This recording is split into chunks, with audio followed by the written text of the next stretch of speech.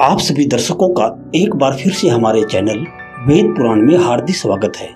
अमावस्या को पितृपक्ष समाप्त होते ही अगले दिन यानी अश्विन माह की शुक्ल पक्ष की प्रतिपदा तिथि से नवरात्रि पर्व शुरू हो जाएगा।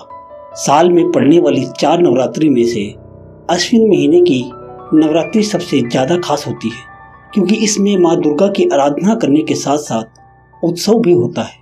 नवरात्रि के दौरान देवी माँ की पूजा करके हम त्रिगुणों में सामंजस्य लाते हैं और वातावरण में सत्व के स्तर को बढ़ाते हैं। हालांकि नवरात्रि बुराई पर अच्छाई की विजय के रूप में मनाई जाती है, परंतु वास्तविकता में यह लड़ाई अच्छे और बुरे के बीच में नहीं है।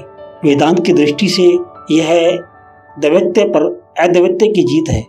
जैसा कि अष्टावक्र ने कहा था, लहर अपनी पहचान को समुद्र से अलग रखने की लाख कोशिश करती है, लेकिन कोई लाभ नहीं होता। जब भी बात नवरात्रि की आती है तो हमारा दिमाग पूजा पाठ, देवी माँ की अर्चना आरती तक ही सीमित रह जाता है। लेकिन क्या आप जानते हैं कि नवरात्रि का त्यौहार क्यों मनाया जाता है? इसकी मान्यता क्या है?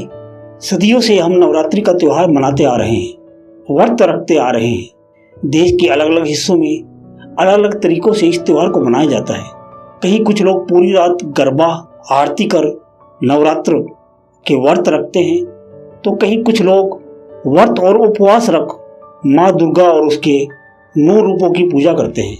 लेकिन इस नवरात्रि के पीछे असल कहानी क्या है? इससे जुड़ी एक पौराणिक कथा है।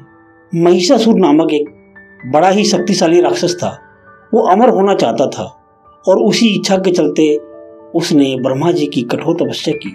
ब्रह्मा जी उसकी तपस्या से खुश हुए और उसे दर्शन देके कहा, उसे जो भी वर चाहिए वो मांग सकता है।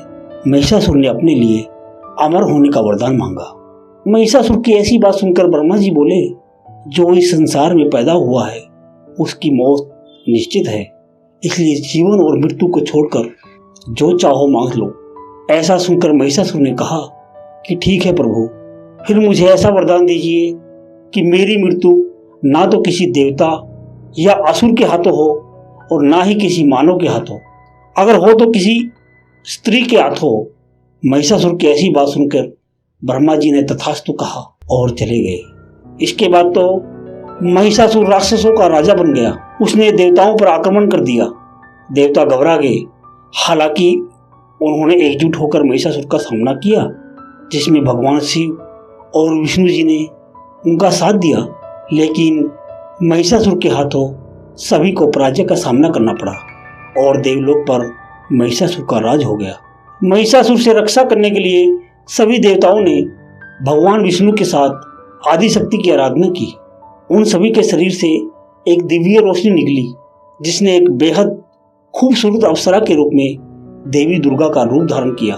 देवी दुर्गा को देखकर महिषासुर उस पर मोहित हो गया और उसने शादी करने का प्रस्ताव सामने रखा। बार बार वो यही कोशिश करता। देवी दुर्गा माँ मान गई, लेकिन एक शर्त पर। उन्होंने कहा कि महिषासुर को उससे लड़ाई में जीतना होगा। महिषासुर मान गया और फिर लड़ाई शुरू हो गई, जो 9 दिन तक चली। 10वें दिन देवी दुर्गा ने महिषासुर का अंत कर दिया और तभी से नवरात्रि का पर्व मनाया जाता है। तो ये थी दोस्तों माँ दुर्गा की पौराणिक कथा। हम आशा करते हैं कि आपको यह जानकारी अच्छी लगी होगी। अगर अच्छी लगी हो तो वीडियो को लाइक करें और हमारे चैनल को सब्सक्राइब करने का कष्ट करें।